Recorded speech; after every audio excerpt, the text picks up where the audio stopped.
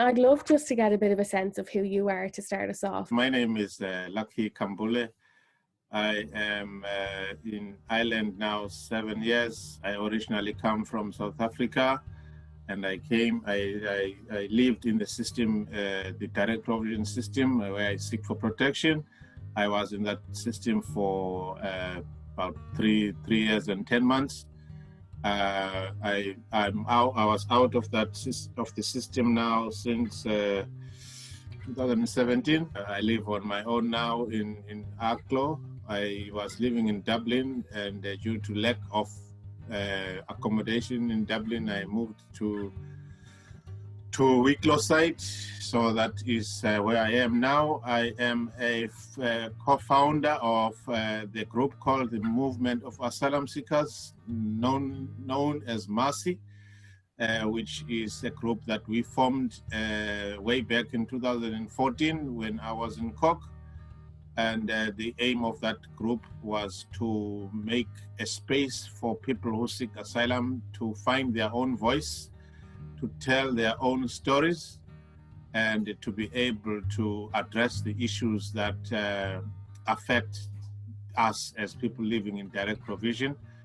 And we made these kind of demands that the direct provision need to end.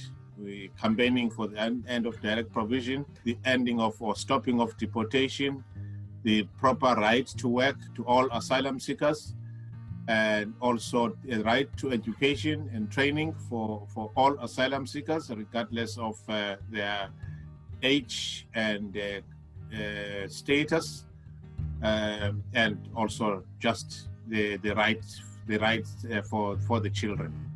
Yeah. And Lucky, why is it important to you to be involved in this movement?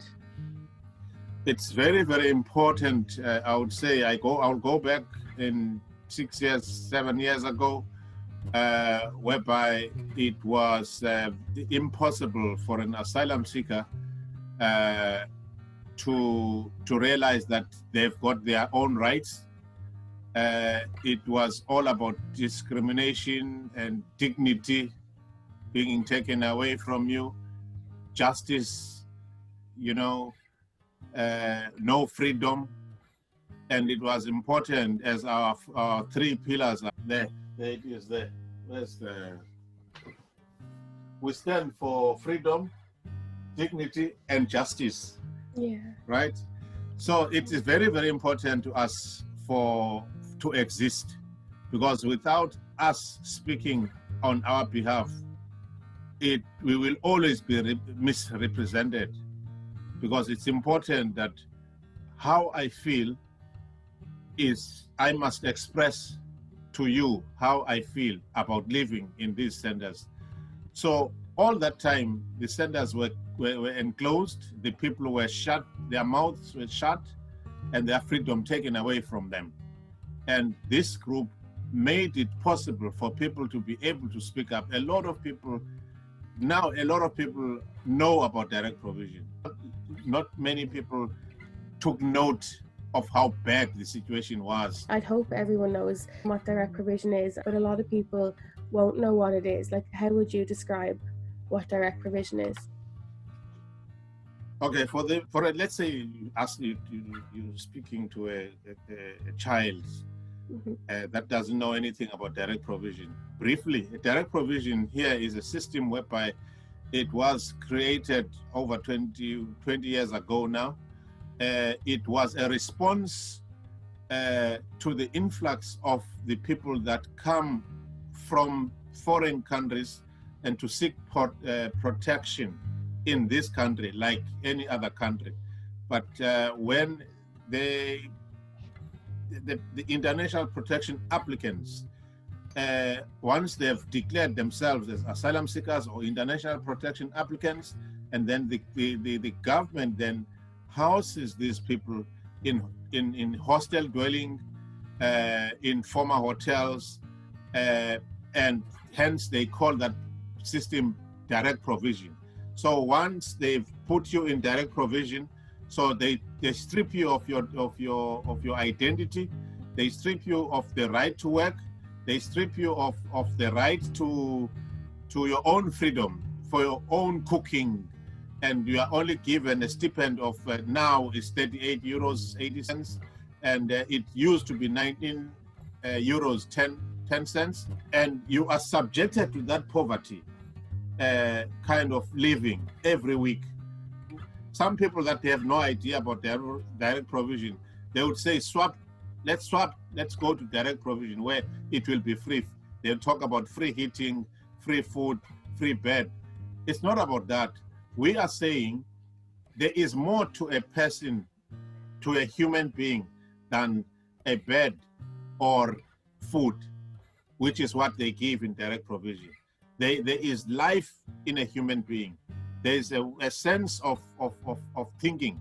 There's a sense of doing what you feel you want to do. You want to go wherever you want to go.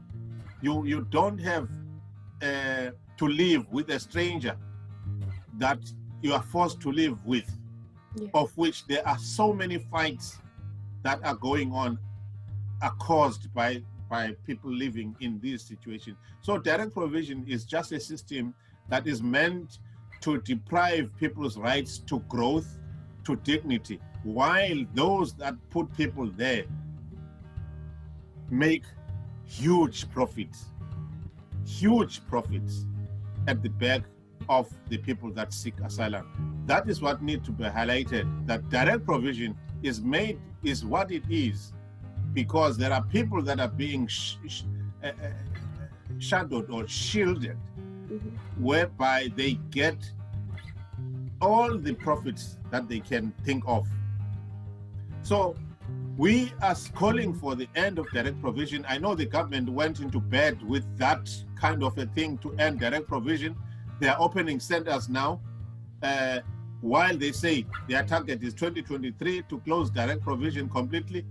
Okay, but you think as an Irish person that on the other side the government is saying we've got this 3-year plan to make sure that people don't live in this hostel dwelling. They've got their own door. They've got their own freedom, where nobody must be able to interfere with people's lives. They must not interfere with people's lives, and it with disregard of the people that seek protection here. People are not having, they don't have their right to drive here. Banks are reluctant to open bank accounts for asylum seekers. There is a limited right to work, okay, which even though the person that has got the right to work has got no right to drive, so he cannot drive to work. So it's meaningless. Everything is just meaningless. Yeah. For no reason. But what's your personal journey been like?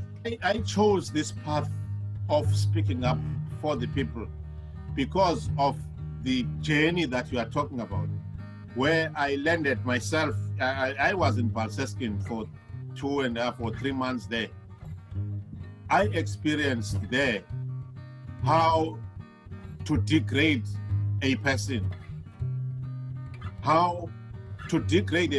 even making a person not to see that is being degraded. So that's how dangerous this system is.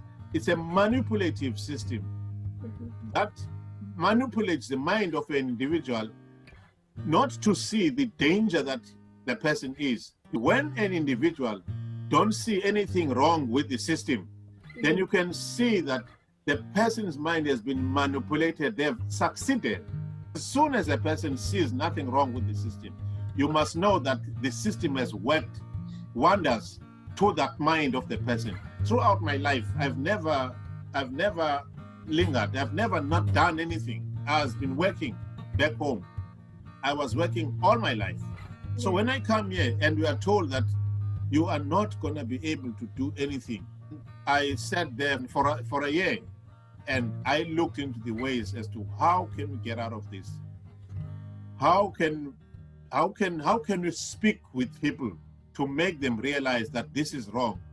So that's how I started my journey in terms of being an activist. I was never gonna be an activist until I was forced to be what I did in direct provision.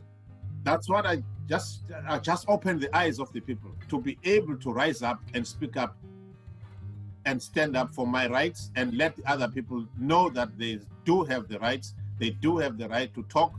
As long as you don't break the law, you should not be afraid of anything. We locked up the center. Okay, we took over the center as residents, okay, to force the management and the department to listen to us as to what is it that we are crying about. What was the message that you wanted them to hear? The message was clear. You cannot accept oppression. We cannot accept being treated like animals. They know that what we did will always go down in history. What is the most important thing to you in life? In life? Yeah. Well, in life, to me, is freedom, equality, and peace. Those are the most important things in life to me. To be able to do their own things. Kids, I love kids so much. Kids, we need to dedicate our lives. Each and every individual need to dedicate our lives for the betterment of the kids. We need to make the kids smile at all times. This world is full of people that don't sleep, thinking on how to make this world a worse place. We need not to sleep, trying to make it a peaceful place for our children to grow in. Yeah. And looking at your life, Lucky, what's something that you want to be remembered for? Well, that is mainly for the people to judge. You know, me, I am just a simple person that works hard, that loves people. I try to do good in a peaceful way. I'm a very peaceful person. I don't want to be a threat to people. I don't want to be seen as a threat to people. I portray myself as a person that is humble, so that people can be able to be comfortable in dealing with me. And we're not perfect. We're not trying to be perfect. We do the little that we can do to make a difference in this world. Yeah. And we want to make this island a better island in the future. You're doing so much work and you're leading a movement, but is there anything that you think people can do more of to support more? You know, we're gonna need people. We're gonna need, at Mercy we believe in collaboration. Everything that we have been doing in Mercy is all about collaboration with the people, the Irish, especially the Irish community. We have had a very successful conference last year, and it was all about people getting together. And we definitely next year we're going to have another one in October. So there's always opportunities for people to volunteer with us. I have one more question for you. Okay. It's, what's your why? Yeah. What's my why? To make others' lives better. There are a lot of people there whose chances are slim every day. And we need to realize that and make those chances better for the people. My why is for the marginalized that are looked down, the written off, the looked down upon, the underdogs. My why is to them to realize that the level that they are is not their destiny. There's a brighter future for them even at that dark hour. My why is I need to always show up in a stormy situation and be the rainbow for somebody else in their storm.